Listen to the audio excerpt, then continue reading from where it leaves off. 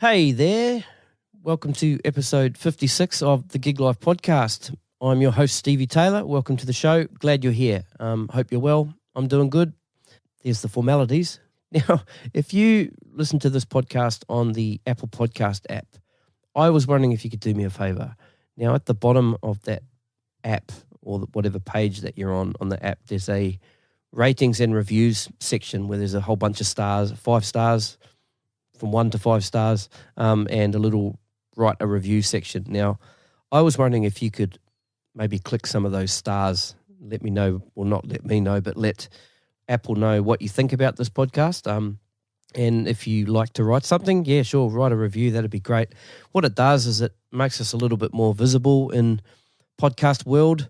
Wouldn't say it moves us up charts or rankings or whatever, but just, yeah, I think the more sort of ratings and stars that you got, you kind of tend to pop up more in search engines and that kind of stuff. So if you don't, that's cool. I love you regardless, and I appreciate you being here. So anyway, on with the show.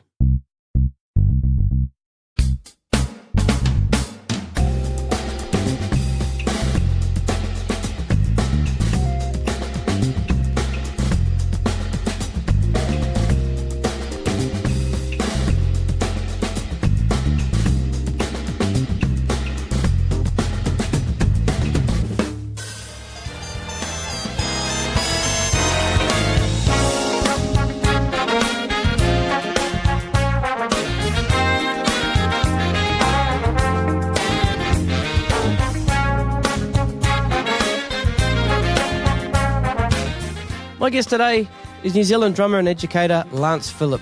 Lance started his formal drum education at the age of 7 with Ken Oxford and then with Bud Jones, and he later studied with the great Rodger Fox and Frank Gibson Jr.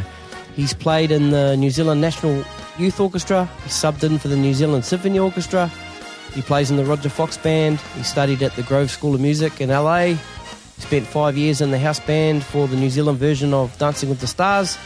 He's played in musicals such as Les Mis, Grease, 42nd Street, Mamma Mia and Evita, and has been a music teacher at the combined Wellington Polytech, Massey Uni, New Zealand School of Music and Victoria Universities since 1993. Lance has gone on to teach some incredible New Zealand drummers, including Darren Mathiassen of Shapeshifter, Julian Dyne of Ladi6, Jimmy Mac of Lorde, Matt Beachen of Draxx Project, and Jonny of Goodtime Music, and that's just to name a few.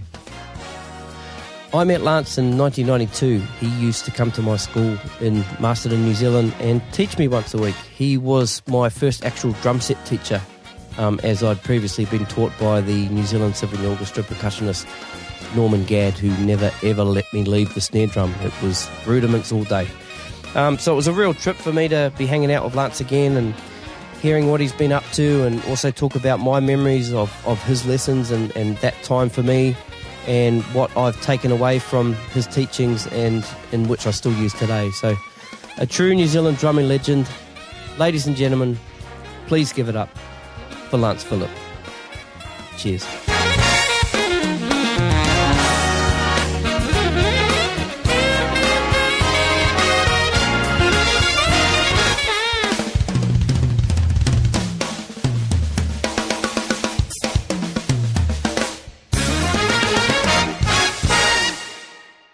All right, I think we're rolling. Lance Phillip, welcome to the Gig Life podcast. Yeah, thanks, Stevie. Awesome to be here. Yeah, man. So listeners, Lance Phillip is a drummer and drum educator from New Zealand. Now, when I was at college in Masterton, New Zealand, Lance used to come over the hill from Wellington or back from Hastings or wherever you were on your commute. Once a week, driving down Hastings, yeah.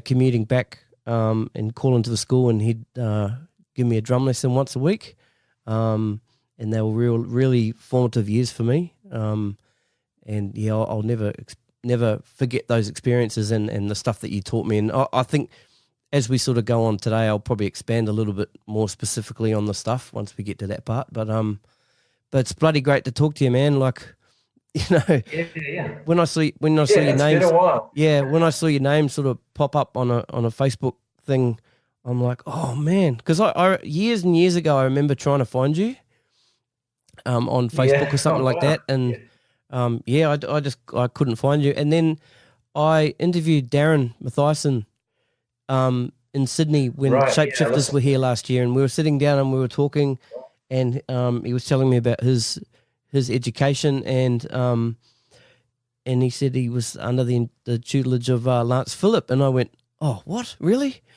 I said, same with me, he was my teacher too, so we kind of chatted a little bit about that, and then of course since then I've spoken to Kerry Buchanan a couple of times, and he's also mentioned you, so it's really cool to be sitting here talking to you now, man. It's a real trip, real spin out for me. It's really cool. Yeah. Me too. That's great. All right, man. So you're on a bit of a break from teaching at the moment. That's how we kind of found some time to do this. Yeah, that's right. Yeah, it's a mid-semester break at Victoria University, New Zealand School of Music, where I'm full-time there and the program director of the jazz program. Mm-hmm. So, we've just been doing auditions and meetings and all that sort of stuff at the moment. Yep. So it's good to have a little bit of a break from the daily teaching there. So, yeah. Are you gigging currently? Yeah, I'm still playing in lots of different bands, everything from sort of like corporate function type bands with Rodger Fox, also in a covers band called The Hustle that plays everywhere from cosy clubs to, corporate functions and weddings and things like that. Mm-hmm. So, anything. I played in a Brazilian big band on last Thursday.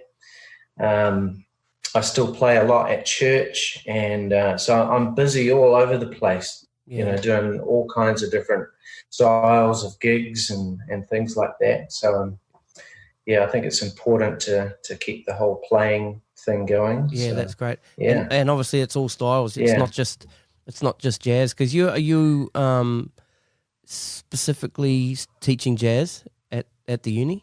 Yeah, it is jazz focus, but alongside the jazz, I'm always teaching the history of jazz, of drumming, early R&B drumming. We look at all, as well as sort of Afro-Cuban and Brazilian music. So it's sort of got jazz in the middle, but we've got all the other music along the other sides of it. Yep. Pretty much, you're not going to make a living totally from playing jazz. So I think it's sort of our responsibility to keep everybody up to something that they need to learn how to do as well. So we do a lot of percussion as well, so a lot of hand percussion. Mm-hmm. I've definitely had a lot of gigs where I play percussion instead of drum set, and that would have been one of my earliest experiences was with Kerry Buchanan, where he was the drummer and I was the percussionist. Yep. And same with 5 years of Dancing with the Stars. It was Leighton Greening playing drums and playing percussion for that on TV. So I've done quite a few percussion gigs, and I can see how that's sort of a really great skill for everybody to learn if you're not the drummer, which often comes up, Yeah, of course. Yeah. All right, let's roll back to early days when it all first began. Yeah. Musical family? Yeah, definitely musical family. My mother's a violin teacher and her father was a trumpet teacher, so I'm a third generation music teacher, and my dad also played the trombone, not professionally, but so there's definitely music there. And so my parents were really supportive of me pursuing music. And pretty much that was the thing that I was best at, that I thought I could make a living from. So my parents and the teachers that I've had, like Bud Jones, really made me feel like I could do it, that I could have a good crack at, becoming a professional musician. So without their kind of like support, I probably would have given in and done something else, but I don't know what, Yeah, right. Can you tell me a little bit about Bud Jones? Because I saw his name in your bio, and I tried to have a bit of a look around on Google for him today. Yeah. Well, Bud Jones was probably one of my earliest inspirations, really. My parents used to take me to the New Zealand Symphony Orchestra concerts quite regularly, and so Bud Jones, he's from the US, and he kind of joined the New Zealand Symphony Orchestra way back in the late 60s. I think might have been like 1967, 68.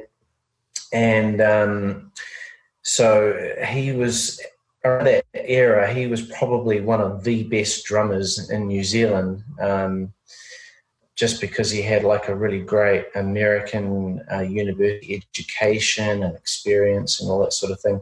So I sort of looked up to him. He was one of the founding members of what was the New Zealand Jazz Orchestra as well, that did a couple of albums. And so he was kind of my role model, because he played in an orchestra, but he was also a jazz drummer. He could read, he could play a lot of percussion things. So he was really my main mentor through my teen years. And I studied for at least 6 years with him.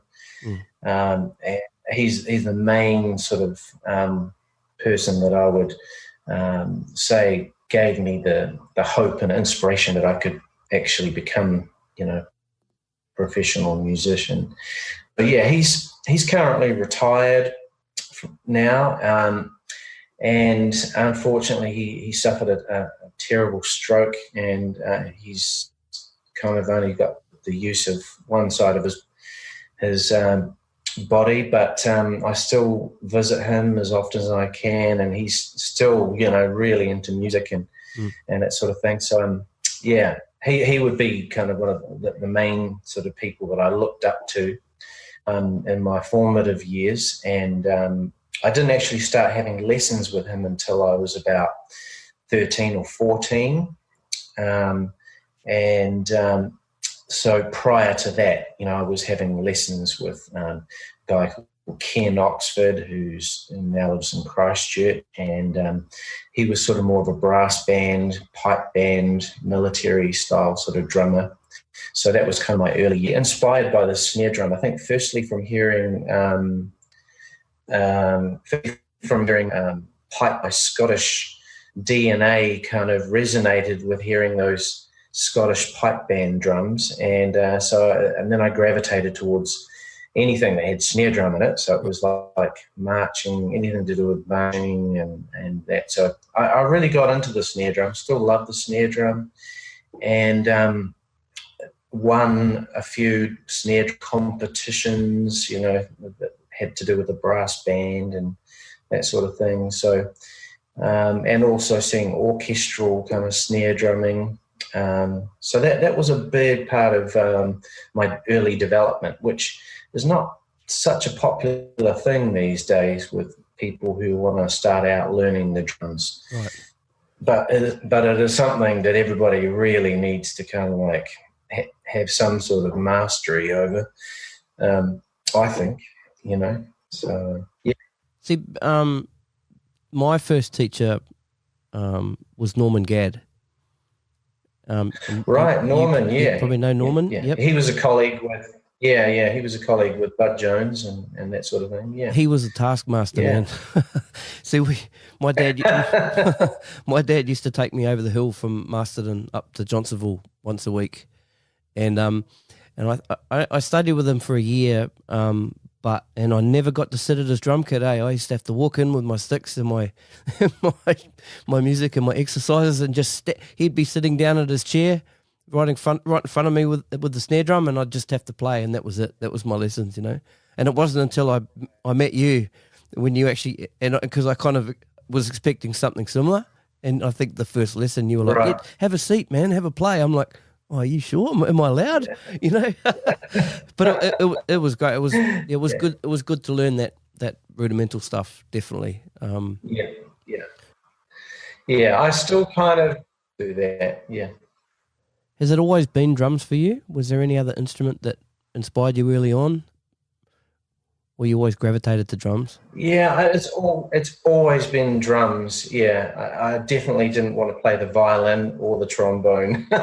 So yeah, but yeah, I've got photographs that my parents took of me, from age 3, beating on tin cans, and I think one of the first drums I got was an old World War II snare drum with rope tension kind of things, and it was kind of whoa, so yeah, it's always been drums. I think I thought about the saxophone at one point, but it was like that was totally unaffordable. Yeah, right. But so I just hung with the drums, and but I play a little bit of keyboard, a little bit of vibraphone, tune percussion. But yeah, and I don't really sing, and I don't feel confident about that. I can, not publicly, Of course. Yeah. But, who it's always been drums. Yeah, who were the early drummer inspirations? Yeah, well, I would say, Bud Jones was definitely one of the earlier ones, but within New Zealand, and then I was, obviously influenced by what recordings my parents had. So they had recordings of the Dave Brubeck Quartet, so Joe Morello was one of those guys. But my parents also bought a lot of local New Zealand recordings. And so some of the people that really influenced me early on would have been Frank Gibson Jr.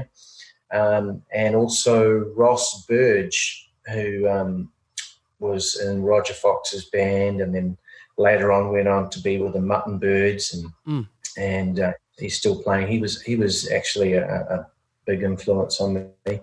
And then Roger Sellers, who wound up my colleague at the university for many, many years. We were really good friends, and his playing and his wisdom, and that definitely touched and has moved a lot of different drummers. So those were some of the early influences. I used to listen to Steve Gadd a lot without really knowing who Steve Gadd was, Yeah.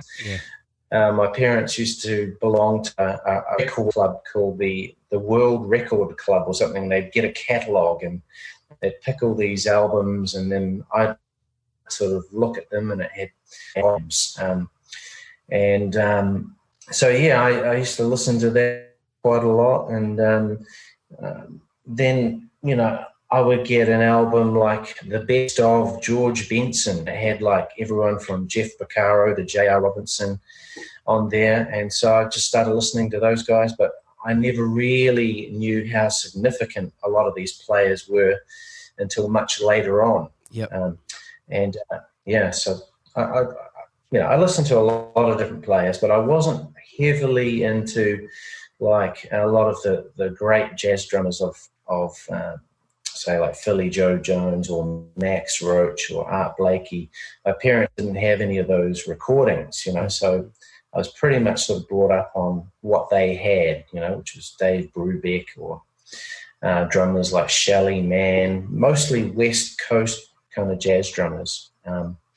And so, I was pretty limited to what came across our black and white TV on Ready to Roll at 6 o'clock every Saturday, or, what recordings my sister bought, like if it was an ABBA album or something like that. So it was pretty limited for me through the 70s, when I grew up. But, yeah. Right. So with that sort of variation in music, I guess you would have been not just sitting down and playing along to jazz records, so you would have been playing to ABBA records and that kind of stuff. Yeah, exactly. Yeah, I sort of learnt to play the drum set initially by myself, and that's kind of some of the reasons why I'm actually left-handed, but I set my drum kit up right-handed, right-footed, but I play open-handed, and that was just purely out of ignorance, because I saw everybody on TV and how they had their drum kit set up, and so the first drum kit that I got, which was a real hybrid of Beverley drums and Pearl bits and pieces and things like that. So I had no instruction on that, and I just sort of started tapping away with sisters at ABBA records and trying to play along to different jazz recordings, and even mimicking brushes. I guess I had a set of brushes. I had no idea what I was doing, but for some reason I thought it was cool, and I just kept on with it. And then eventually I started to get drum lessons on how to play the drum kit, and it was pretty much, I learned everything from Bud Jones, probably from when I was about 13 or 14. So before that, it was mostly snare drum, playing brass bands and orchestras, and tapping away, playing very basic kind of rock beats and things like that, and knew nothing, until I got to Bud Jones. So now, what did Bud Jones sort of say when you rocked up and sat down in his drum kit, but was playing your left hand on the hi-hat, but traditional grip with your right hand? Because I've never seen that before. You're the only guy I've ever seen that plays like that. Oh, yep. Yeah. Well, I think I was probably one of the only guys he'd seen as well. Yeah. He didn't say much about it, and he didn't sort of see it as a big issue. Mm-hmm. Yeah, that's good. So he kind of went with it, and it's got its bonuses for playing time, but it gets a little bit kind of mixed up when you have to do drum fills, Right. Right, I gotcha. Yeah. Because you'd be naturally left. Sorry, you'd be sort of naturally left-hand lead, but then your left hand's obviously way over to the left. Yeah. Because Simon Phillips plays open-handed. Yeah. And the reason he did that, I mean, he was a right-handed player, but the older, like he was kind of, he just wanted this drum kit to get bigger and bigger, and he got this 10-inch tom, and he wanted to set it up on his left, but it meant his hi-hat, he couldn't play his hi-hat because he had to drop his hats really low. So then he just decided to play open-handed and taught himself that way. Yeah, I think he was highly influenced by Billy Cobham, who was probably one of the first well-recognised open-handed drummers. And so Simon's drum kit looked a lot like Billy Cobham. And then Lenny White was also an open-handed drummer, is an open-handed drummer. And then Will Kennedy from the Yellow Jackets is another guy that plays that way. So there's a few really good players. That I guess, who's the other guy that plays for the Dave Matthews Band? Carter Beauford. Oh, yeah. Yeah, he's a pretty monster player. He plays that way as well. So there's a few people that play that way. And so I've kind of can play some stuff right-handed to demonstrate to my students. Right. But the way I kind of get around it is I put a floor tom on my left next to the hi-hat. So I have floor toms on either side. And when Dave Weckl came along, and he was kind of doing that because of the Gary Chester kind of method, I thought, that's cool. Well, I'll just do that, So I've tried to have the two floor tom thing, one on either side with a lot of my setups. Right. But otherwise, I've just learnt sticking-wise how to sort of play on a regular drum kit. So I just try and be adaptable to, whatever the setup is, because a lot of the times you're having to sit in on someone else's drum kit, if it's a big opening for people, and you can't sort of mess around too much, Yep. So, yeah. Okay, well, let's talk about as you're starting to get a little bit older. So you started getting lessons with Bud at age 14. Yep. So what sort of band experiences were going on at that time? Yeah, well, that time I was playing in, all the different youth orchestras: Wellington Youth Orchestra, National Youth Orchestra, Upper Hut Brass Band, symphonic bands, just anything that was going, and then anything that was going on at school. I went to Upper Hut College, and so that was quite a strong school at the time musically. So we had, they had a sort of a smallish band, and that's kind of where I started to get my experiences of playing some jazz. I had different friends and people that would jam with me, and so it was still pretty limited. I got opportunities. There was like a Wellington secondary school's big band that Bud Jones sort of took a couple of times, so I was in that. And there was also what else did we have? Oh, at the time, Bud Jones was teaching at what was the Wellington Polytechnic Conservatorium of Music, which is where I wound up going and wound up teaching at eventually. But they often would have a big band, and they would sort of share the drum seat around. So I got invited to come along and play along in that. I did audition for the National Youth Jazz Orchestra, when I was like 14, but was definitely not up to it at that point. And I think Kerry got in there when he was 15. Then we were both in the National Youth Jazz Orchestra in 1986. Right. And he was the drummer, and I was the backup drummer or percussionist. And so that all those things during my high school years. I also got to play with, I don't know if you heard of Lance Sewer. He's a guitar player from New Zealand but lives in Melbourne, and he was on that Jesus Christ Superstar band that Ian Jones was in. Right. Yep. And all that sort of thing. But he was somebody that I jammed with a lot, and actually did some of my first jazz gigs with him. And another well-known New Zealand guitarist, Lee Jack, been around for a while, and so they gave me some of my first experiences of playing jazz. That sort of thing really gave me the confidence to think that, maybe I could do this, Yep. So that was kind of the high school period, just sort of trying to get my chops together and becoming more aware of what I needed to be able to do to become, a working drummer. Right. Were you seeing yourself as potentially being a teacher at that stage? I wasn't really. I mean, I'd always been teaching all through.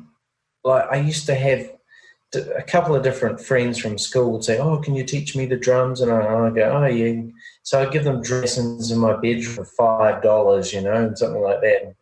And, I didn't really think much of it because my mother was always teaching violin in the living room. I was thinking, I don't really want to be a teacher.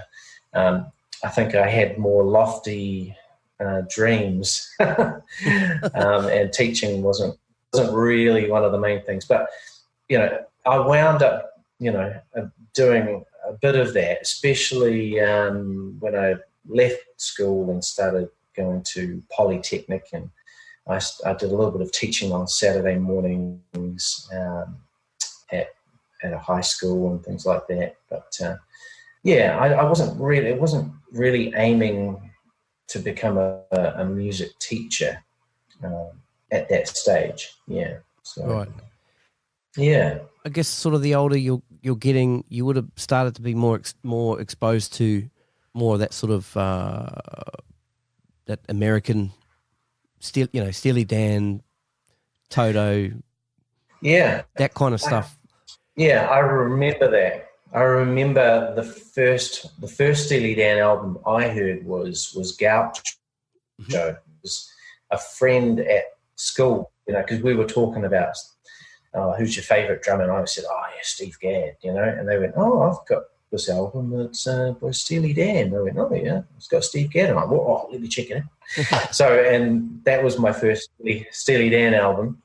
But I think the other drummers that I started to become more aware of were through purchasing the Modern Drummer magazine.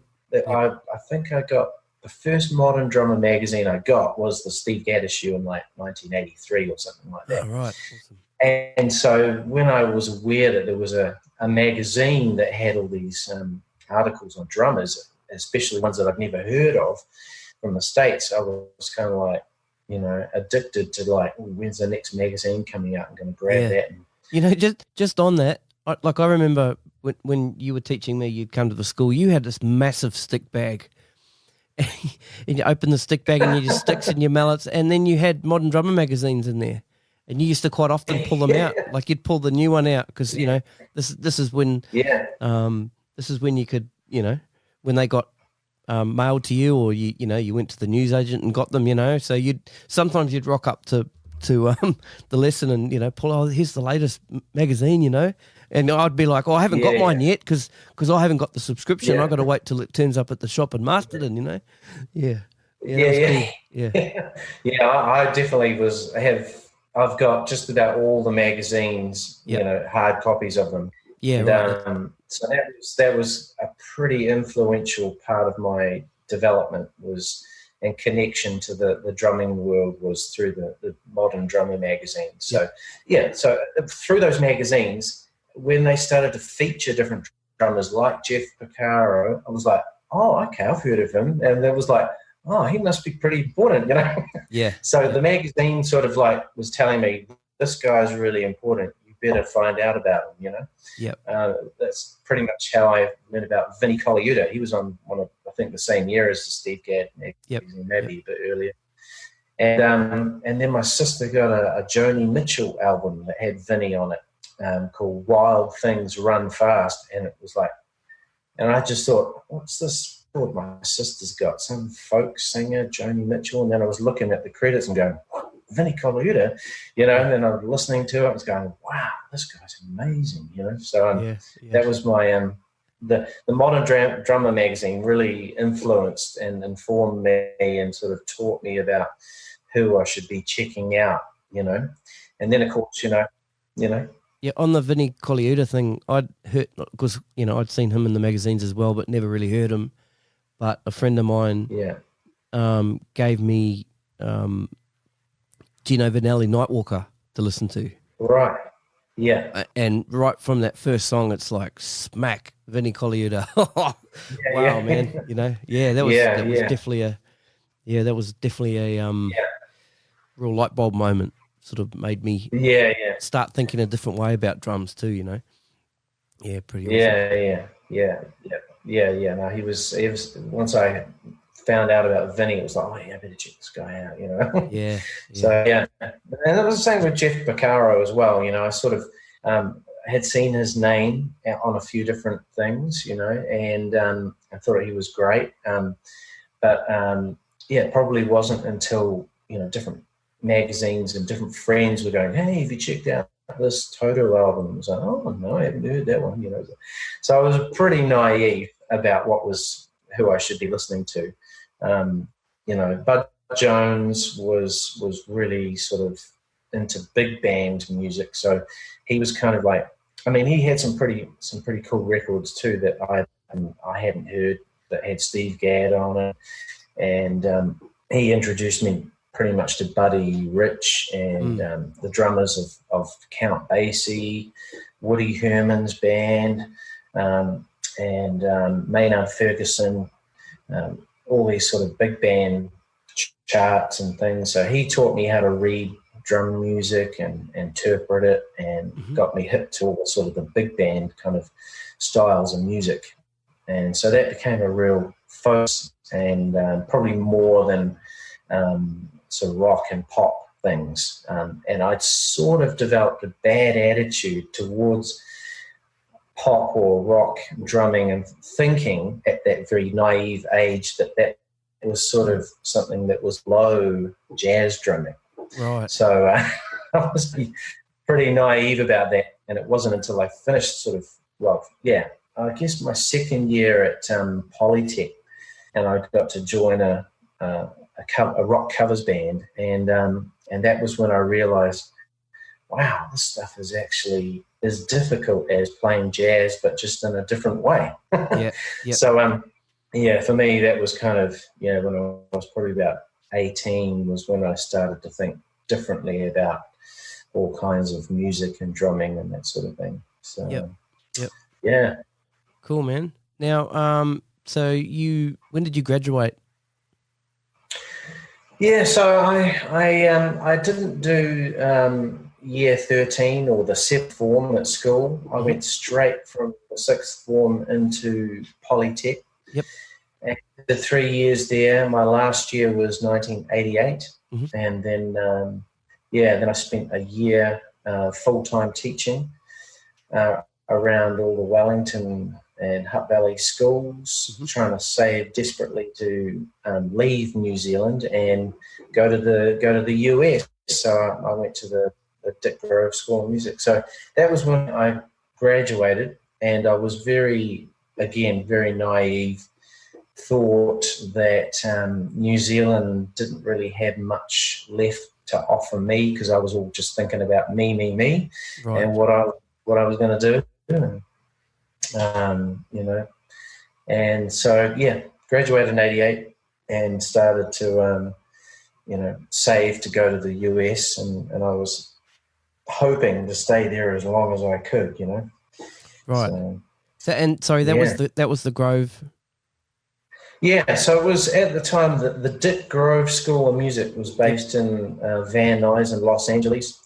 And again, I was sort of drawn to that through the advertising in the Modern Drummer magazine through the 80s. And they had these full-page ads, and they had, on the faculty or guest faculty was Jeff Porcaro and Alex Acuna and J.R. Robinson and all these people that I'd read about and knew that they were important people in the whole studio scene in Los Angeles. And not only that, they had percussion guys like Emil Richards and Dan Greco and all these people that were sort of involved in the studio music scene. So I was thinking that's what I wanted to pursue, is to become a studio musician.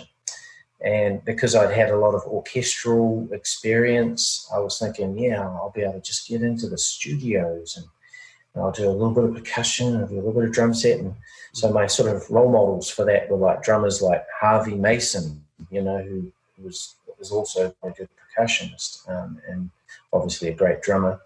Another drummer called Steve Schaefer, who nobody really hears much about, but he did a lot of, TV work, that sort of thing. So I was thinking the Grove School of Music is where I would meet all the people that had all the connections into the studio.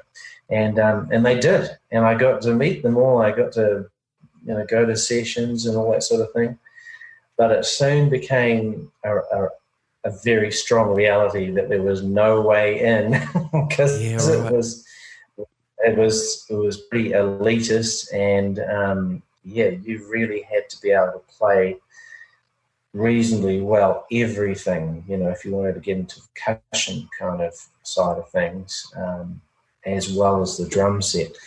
So that year 1990 is when I spent the year in Los Angeles, and that was a really pivotal point for me, and that just changed my whole life thinking and helped me really to decide to come back to New Zealand and share everything that I had picked up in the States. Because 1990, sure, there wasn't internet. Most of the stuff was about videos and books and things like that, and so I just thought, man, there's so much potential in New Zealand to spread all this sort of info that I picked up there, because I was really aware that there weren't too many people that knew the kinds of things that I was learning over there. So that was really pivotal, and I I'd become a Christian during that time as well, and it was sort of, I really felt that God was leading me to come back to New Zealand. My parents were still in New Zealand, and I could just really see the potential of what I could give back, and I knew that was going to be way more satisfying for me than pursuing something that was more focused on myself, and that has really I've just seen so much fruit from that decision to come back and get fully into teaching. Yep.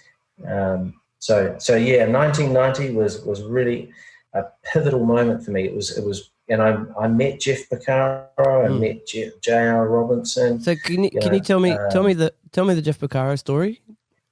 Because early on, before we recorded the Jeff Piccaro Spotlight episode, I was hoping that we could have talked about this beforehand and maybe pre-recorded, but it didn't happen. So, yeah, tell me the Jeff Piccaro story. Yeah. Yeah, I mean, Grove School of Music, it was a 40-week course, so it was pretty full on. But I think they used to have every month. So every 4 weeks they'd have a guest drummer come in on a Saturday morning and do a drum clinic. So we saw heaps and heaps of different drummers. And one of them, was Jeff Piccaro that was coming. We were all like, Jeff Piccaro, we're going to finally get to meet him, And we were sort of like pre-warned, don't ask him to do a drum solo. I was like, and don't ask him to play Rosanna. So it was kind of like, okay. And it was like, he probably won't play much. He'll probably just want to talk. So the brief was bring recordings that Jeff has played on and ask him about them. Okay. Now, all I had with me was a little box of cassette tapes. Okay. And one of them was Giro, and which has a track Morning on it, and Black and Blue, I think, was the other track on there. And so I just couldn't think, what the heck can I ask Jeff Piccaro without making myself look like an idiot, And so I kind of avoided all the Toto stuff and thought, I've always, in hindsight, I think it was such a dumb question, but I asked him, did he play one-handed or two-handed on Al Jarreau's, Black and Blue in this sort of chorus bit where there's an open hi-hat thing going on. Mm-hmm. So that was my one question, and for the life of me, I can't remember too much of what all the other stuff that other people asked him. Yep. It just seemed to go by really quick. But I got to shake his hand, and and he just kind of chuckled when he says, "Oh yeah, I remember that track." It's just one-handed on the hi-hat, and then he played like 4 measures of the groove and was like, just to kind of make sure that that's what he'd done. And that was, sit back down, But he, during that whole period, that was when they were recording the past to present tracks that were added to that CD. Yep. with the new singer, Jean-Michel, whatever his name was. Byron, whatever it was, yeah. Byron, yeah. And he brought a demo tape of it to this, to this clinic, and so he was playing us the tracks unmixed. It still sounded like the real deal, He had a cassette tape of the tracks that were going to go on the Past to Present album, and he didn't play the whole thing of each track, but he was saying real positive things about the singer, and this is going to be a new thing for Toto, and blah blah blah. And and then he was sort of saying, we've started rehearsals for our tour, for this Past to Present tour thing, and say, hey, look, if any of you guys want to come down and have a listen, and I was like, yes, I'd love to, and he said, I just talked to this other guy called Jeff Wallace, who was one of the teachers there. He says, yes, talk to him and he'll arrange you to come in. And I was going, let's go to Toto rehearsing. But, when I asked this guy, can we go down? Oh, no, I don't think we can manage that. So it was kind of, So, that was as close as I got to actually sort of seeing Jeff again after that Yep. period. I didn't have a car in LA. I only had enough money to survive, and I lived pretty close to the school, so I didn't really get to venture out and see, too much. But yeah, that was my Jeff Porcaro moment, Awesome. and I do remember that much, but I don't really remember too much more about what was going on, and we didn't get any recording out of it and that sort of thing. But it was kind of it really made me think. Now hold on, because at that point I was really thinking you have to be able to play like Vinnie Colaiuta in order to make it in Los Angeles, And so seeing Jeff play and talk about what he was doing made me realize, well, hold on, Jeff doesn't do drum solos. He doesn't do anything like Dave Weckl or Vinnie Colaiuta, and yet look at all the albums this guy's played on.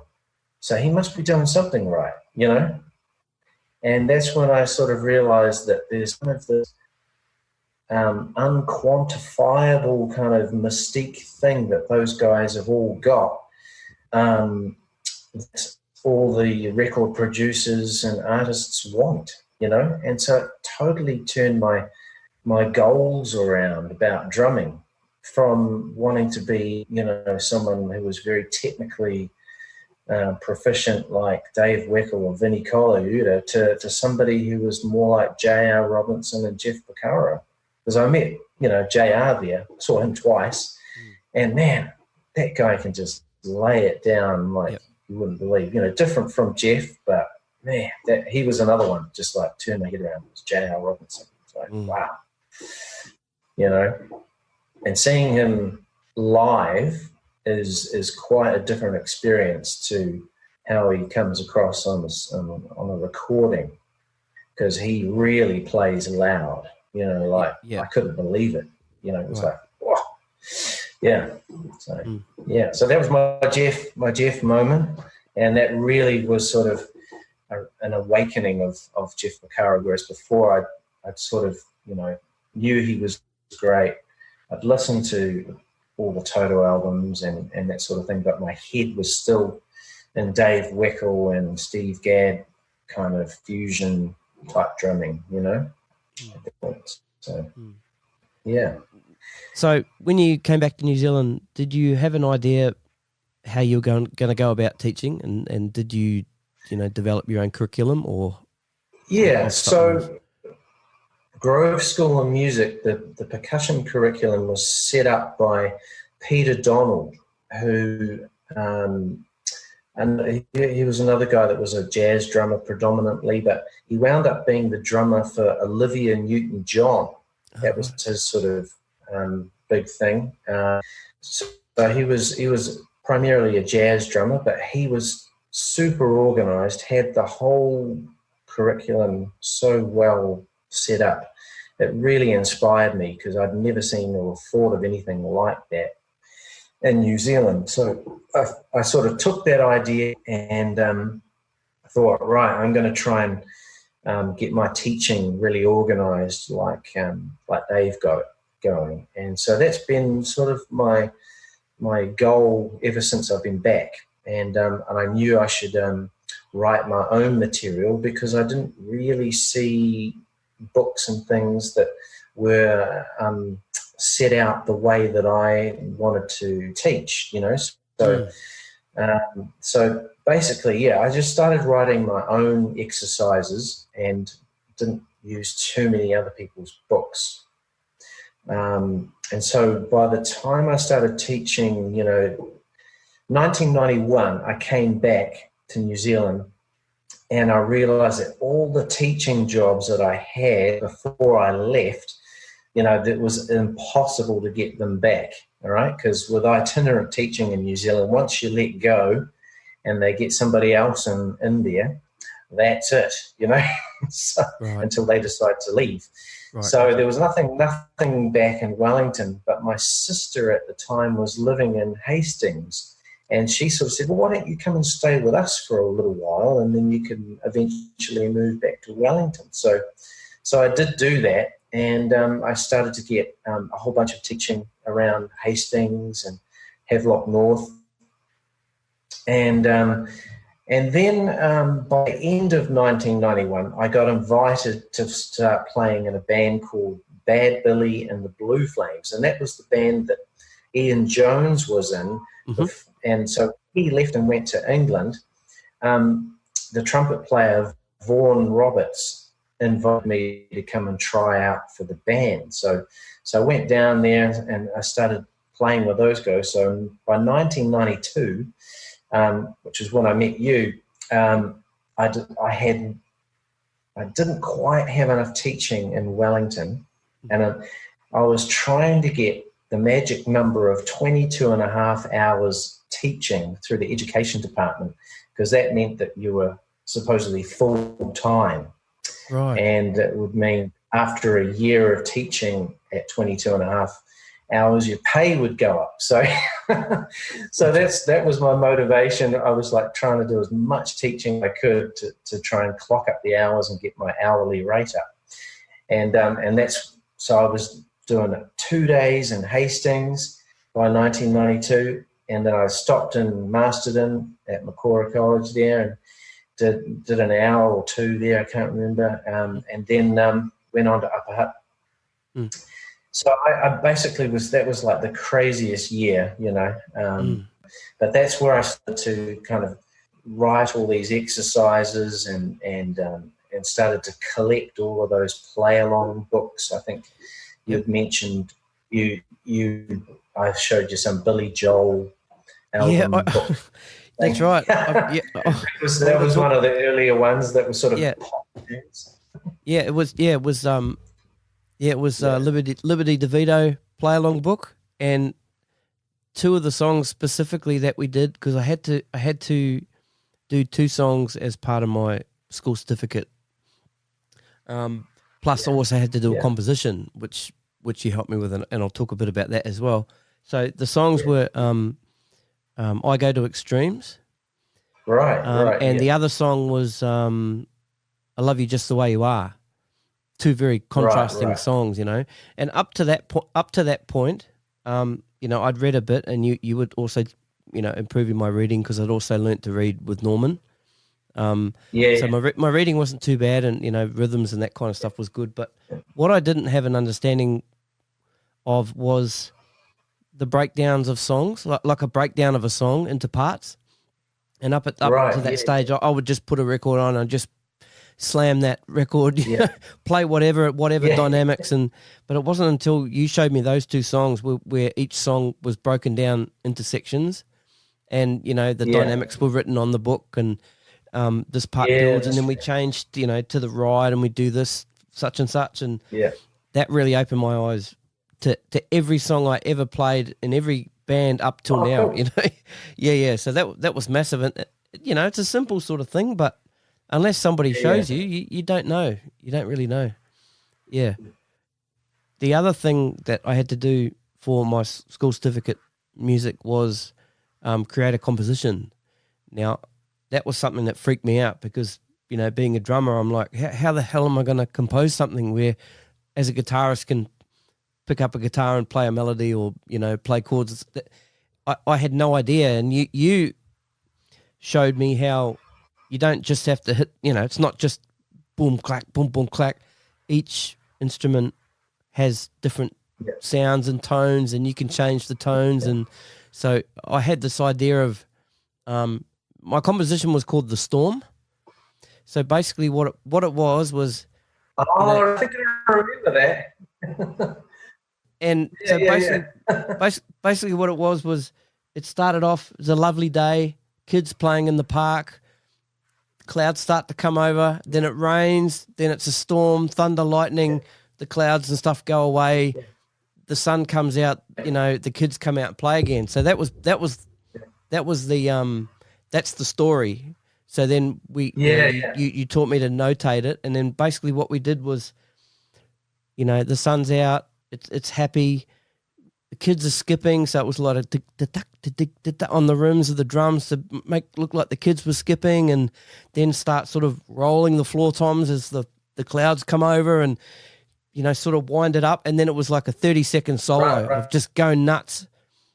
And that was how I think that's how we wrote it too, was just like open notation, 30-second solo or whatever.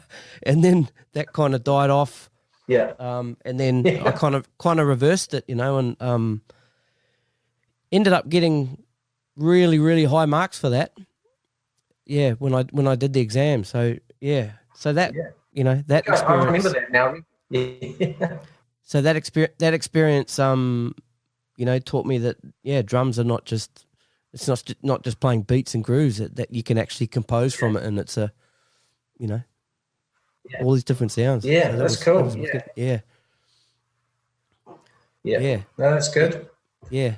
The other things you taught me, I think I was very very rigid in my playing, and you sort of taught me the technique of sort of, for example, instead of playing 16 notes all with my hand like this, which you can't, because people can't see because it's an audio podcast, but you taught me to kind of, you're going to do the one movement with your arm, but you're going to do an up and down with your hand, Right. I'd never seen that before. Yeah. Norman didn't teach me that. It was all either fingers or hands, Yeah. Yeah, and just general technique and comfort and sitting comfortably and that kind of stuff. And yeah, I've taken that, right through till now. So yeah, man, awesome. Yeah, Thank you. great. Yeah. Yeah, you're man. Yeah.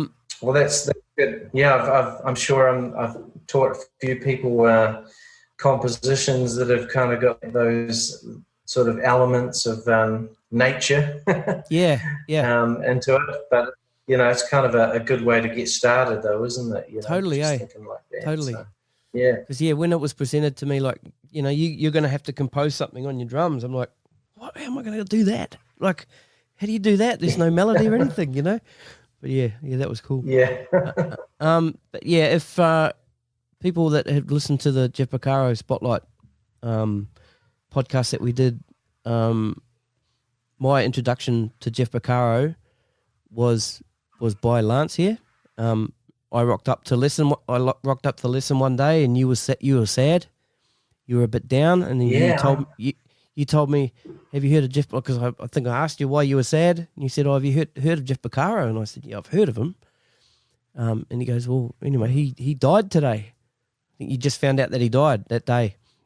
And then I think for that lesson, we just talked about him, and I think you may have had one of your Modern Drummer magazines might have had something like a picture of him or something like that, and then you told me what sort of stuff he'd played on, and then from that moment, from that day, that started my sort of I'm not going to say obsession, but my interest in him, and he's, as you may know, become probably the biggest influence, for me as a drummer, from that moment,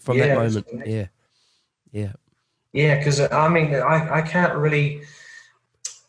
really remember too much about me telling you that, but I know that whole period, I had written out various drum charts from the Toto 7th One album, that were definitely playable, for intermediate students and that sort of thing. So I was really into Jeff at that point, and it was a real shock, like it was with anyone that had heard about him. Yep.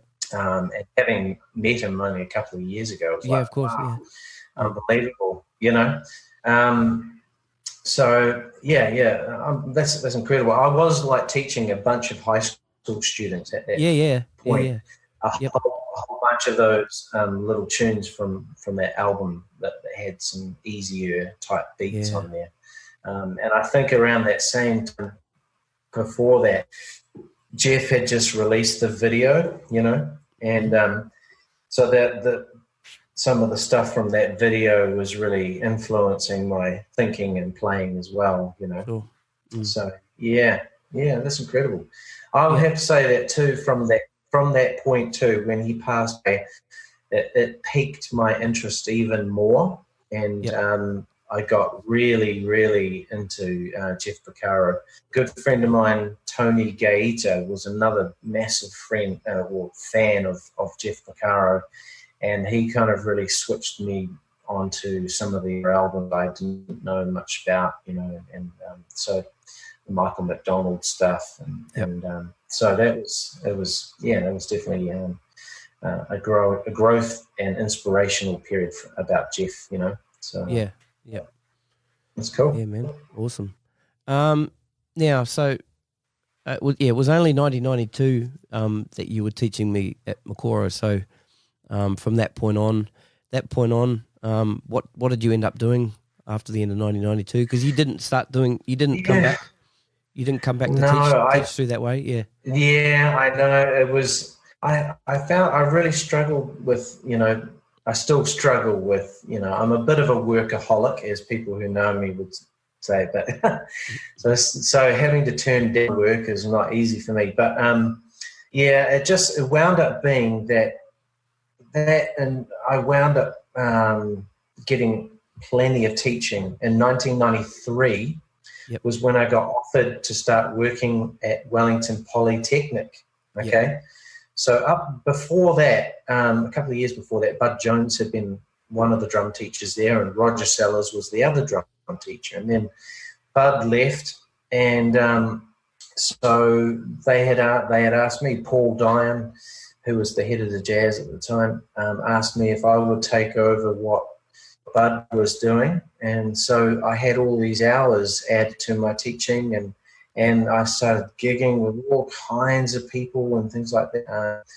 And so 1993, was when I, the whole direction sort of changed. I stopped the whole commuting thing. Yeah.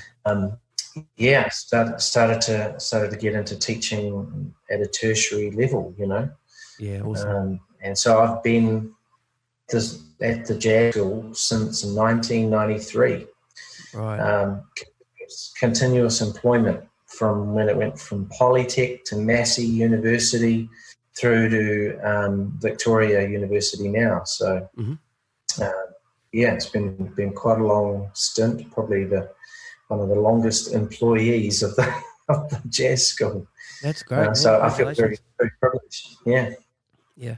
Now, just back in 1992, you had a little jazz trio, and I remember this because you came and did a performance in Masterton, and what I distinctly remember is the bass player had a 6-string Yamaha bass, and I'd never seen one of them before.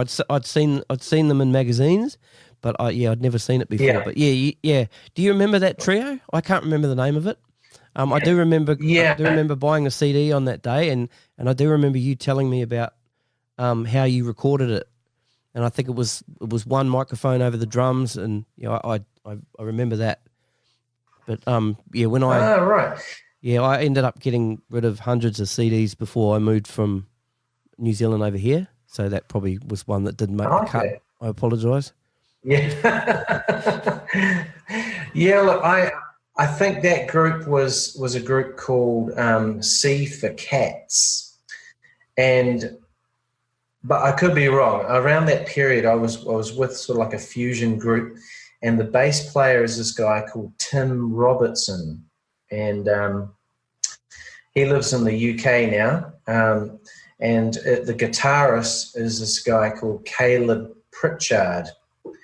And he was really into John Schofield and Mike Stern at the time. And we were all kind of into that sort of fusion-y, rocky kind of music. So I think if there was a CD, it was either one, like you said, that was just done like made at home or something like that. And at the time, I think it wouldn't have even been a CD. It might have been a cassette. Might have been a cassette tape, yeah. Yeah, a cassette. I know that we did a radio program at Radio New Zealand. You could always go in there at Broadcasting House and record, original music or other people's, your own arrangement of other people's music. So that may have been a recording that you got, Right, okay. I think we had a saxophone player as well, but I could be wrong, But yeah, that was called CFATS. That was one of our sort of fusion jazz type groups, Yeah, awesome. Yeah. All right, so yeah, back onto your full-time employment. So, so you've been there since, in the different incarnations since 1993, and you've taught a fair bunch of people, and like we said sort of earlier on, you had Darren Mathiassen as Darren was one of the earlier ones. Yep. But, there's been a lot of drummers that have gone on to do really, or in bands that are quite significant or that are sort of emerging today. Yep. I guess Matt Beachen with the Draxx project is one of the latest kind of students to kind of have some success. I don't know if you may not have even heard of the Draxx project in Australia, but they're sort of doing quite well. They've been opening for Christina Aguilera through Europe, and now they're living in LA. They're signed with Universal, and they've got a whole bunch of dates throughout September in the US, and they're about to re-release their album there. So, the drummer from that is Matt Beachen, and he's from Upper Hutt, and he did 3 years with me at New Zealand School of Music, where he basically, everybody in that group, except the guitarist, are all from the jazz course. So they all kind of did jazz, but at the same time they were working on their pop tunes and jamming together, and then they've gone that way, But heaps of other drummers too, like the guy Jimmy Mac, who is kind of the keyboard Ableton Live guy with the group, with Lorde. Yep. So he's actually pretty phenomenal drummer. Probably better than Ben Barker as the drummer with Lorde, but he wound up being the Ableton Live guy. So he had lessons with me for like 4 years. Just when he was at high school, coming in for private lessons. And some other guys, Myali Manzanza is another guy that he's doing his own music and has played with Clive. What's his name? Yeah, he's played with a bunch of different guys from LA, and he's got his own recordings and things like that. Ruben Bradley has moved to Brisbane. He was around the same time as Darren Mathiassen, and he's really successful now, teaching Griffith University and doing gigs. And all kinds of guys, like Chris O'Connor plays with the Phoenix Foundation and that. Julian Dyne, Ladi6, and I mean, I know they're all kind of like New Zealand type groups, but so nobody's sort of hugely international, but still. Oh, but still quite good to see these guys out there doing stuff. Darren Mathiassen will probably be one of the more successful drummers out of that whole bunch of guys there. But there's been a whole bunch of drummers, and a lot of them have obviously gone on to teaching. One of them, my most successful students for teaching, would be Jonny Wilson, who started up Goodtime Music Academy, which is pretty big here in Wellington. And so for me, that's a real success to have a student that has gone on to start up his own music school. And he actually taught Matt Beachen before Matt came to me. So, cool.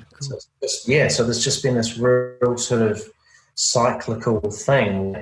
People I've taught have then taught people, and they wind up having lessons with me, and then they go on and do something really big. So, so that's, for me, it's the satisfaction is about, passing on what I know so that other people, can do what cool do, So I get a lot of satisfaction from just being part of the puzzle, the machine that kind of like helps people reach their goals, Yeah, so that's great, man.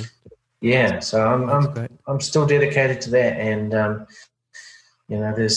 there's still great people coming through. I've just done some auditions with some drummers that have come from Dunedin, Queenstown, Napier. They're all planning on coming to Wellington to study.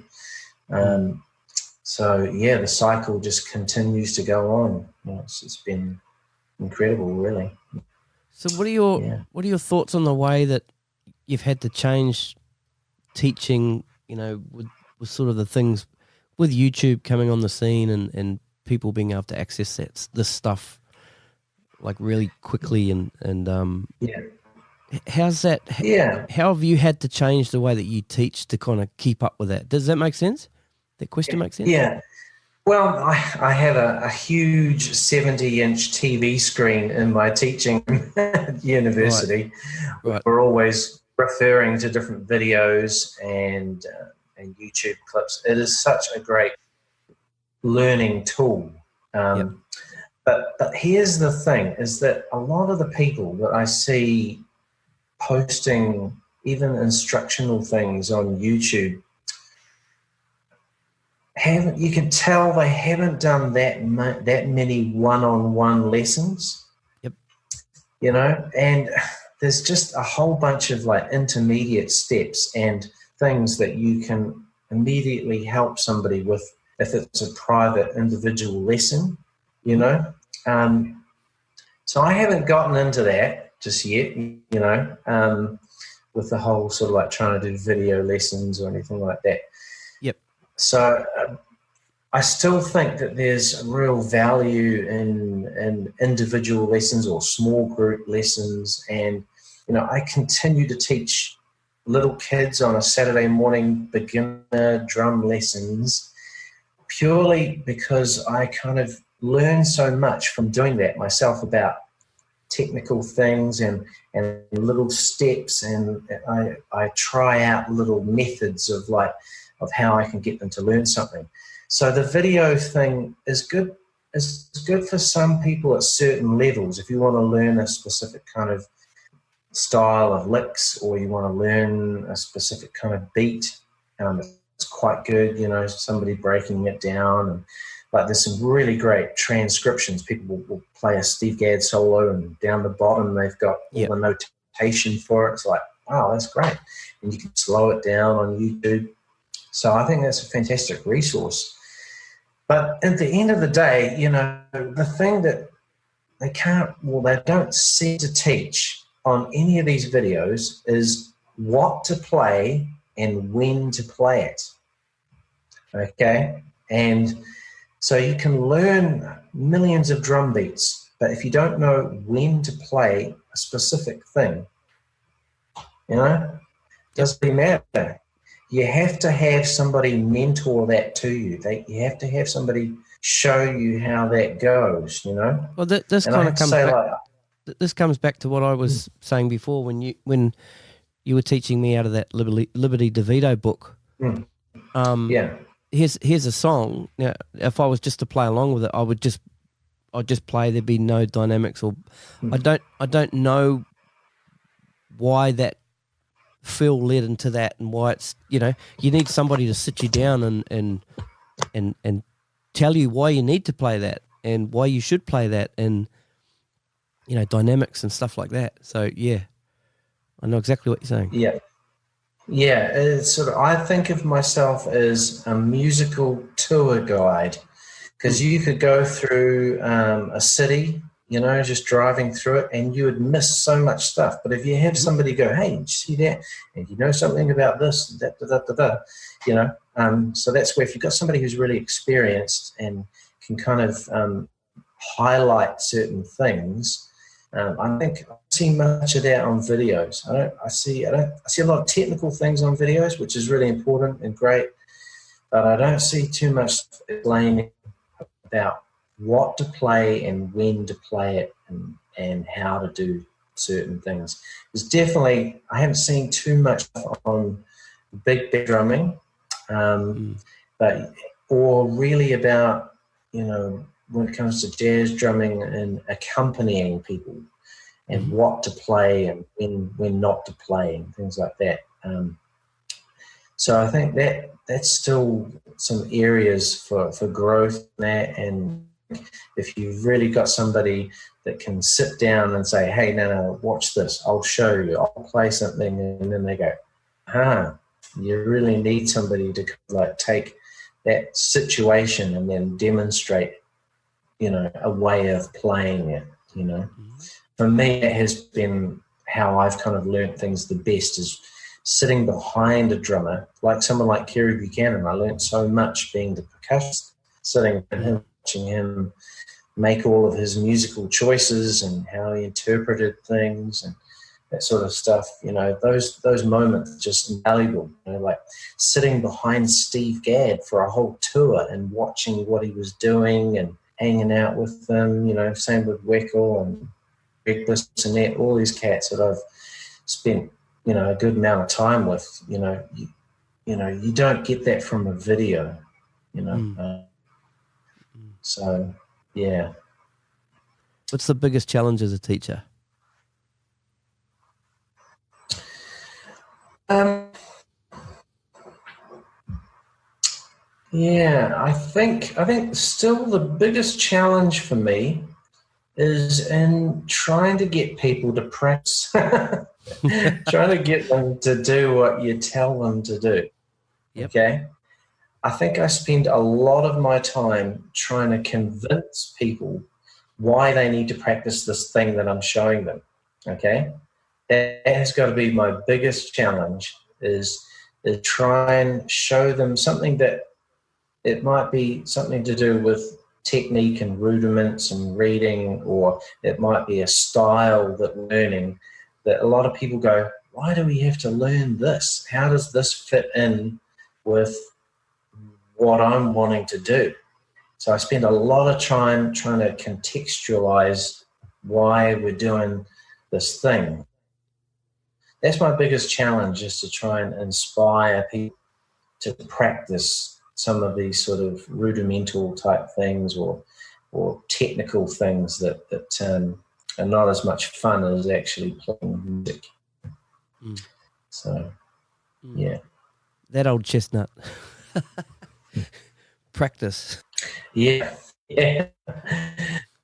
Well, that's for me is the ongoing thing, trying to inspire people to practice and to present it in a fun way and a relevant way to what's happening today, So I try and keep up with the latest thing coming out. I've got different apps on my phone and things that have got play-along things. And trying to utilize technology as much as I can and that sort of thing. So, yeah. But some things are just the good old-fashioned practice pad and rudiments and things like that. But, I've really learned a lot from teaching these little kids on Saturday morning, little 6, 7, 8, 9-year-olds, trying to get them to sort of grasp some of the basics, and I try and find ways of doing that without straight away putting them on the drum kit, So, I'm not quite master of Norman Gadd, but I try and sort of be firm, but and we have different goals and things like that, to aim for. So I think that's probably the psychology of it is probably the most challenging thing, Yeah. Yeah, that's awesome. What's the next 12 months got in store? Yeah, well, I know pretty much up to January. I've got. I'm actually going to be going to the US hopefully with Rodger Fox's band. Oh, cool! And we've been invited to play at the Jazz Educators Convention in New Orleans, and so that's quite a prestigious thing where we're going to play all New Zealand big band compositions, and then we're going to go on to New York City and record compositions at the Bunker Studios there in New York. I'm sort of working with Rodger, started rehearsing with him again with his band and doing gig things. I've got a little tour that he's got coming up pretty soon throughout New Zealand with Alan Vizzuti, who's an amazing trumpet player, and Holly Hoffman, who's an amazing flute player. I think Bruce Foreman, who's a guitarist as well from Los Angeles, is going to be on that tour. So I'm definitely doing those things coming up. And then there's all the usual kind of Christmas type gigs that are coming up. And university has got all of our assessments and exams are going to be around that same period in October. So, yeah, things are starting to book up, all those sorts of gigs coming in. I don't really know much beyond January, the end of January, and the whole thing starts again for teaching at university starts in March. So okay, right, gotcha.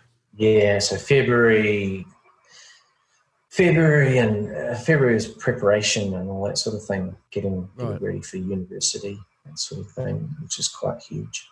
But yeah, I've got lots of things going on, all kinds of different little gigs and things coming up. Yeah, that's great. But the Rodger Fox thing would be the most major thing. Yeah. Yeah. Awesome. All right, Lance Phillip, thanks so much for talking to me today. It's great to see you again and chat with you again and sort of relive some of those memories that I have, at Macquarie College and just to let you know the inspiration you were for me. Took me to another level, that's for sure. Can't thank you enough for that. So glad everything's going well for you, and hopefully now that we've sort of reconnected, we can keep in touch and keep chatting. And awesome. Yeah, that'd be great. Yeah, no, you're doing a great job, Stevie. It's I've been listening to the podcast that you've done so far, and it's great, man.